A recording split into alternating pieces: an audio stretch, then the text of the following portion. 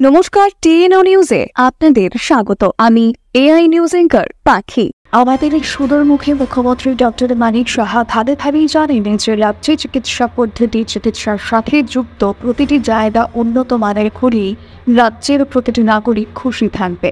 তাই তিনি রাজ্যের মুখ্য হাসপাতাল জীবিতে বিভিন্ন অত্যাধুনিক পরিকাঠামো সংযোজনের কথা যেমন ভেবেছেন তেমনি তিনি জিবি হাসপাতালে কিডনি ট্রান্সপ্ল্যান্টের নতুন মানের পরিকাঠামো শুরু করেছেন এবং এক্ষেত্রে 180 কোটি টাকা ব্যয় করা হবে জানিয়েছেন।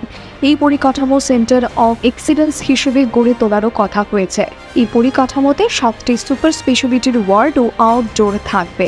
তিনি গতকাল জিবির প্রতিটি বিভাগ যেমন কার্ডিওলজি, নেফ্রোলজি, নিউরোলজি বিভাগ পরিদর্শন করেছেন। তিনি স্বাস্থ্যকর্মীদের অসুবিধার কথাও জেনেছেন।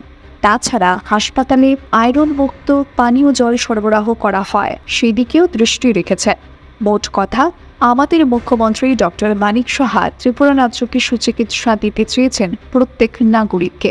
এখনকার মতো সংবাদ এ পর্যন্তই। পরবর্তী নিউজ ও আপডেটস দেখার জন্য অবশ্যই চোখ রাখুন টিএনও নিউজের পর্দায়।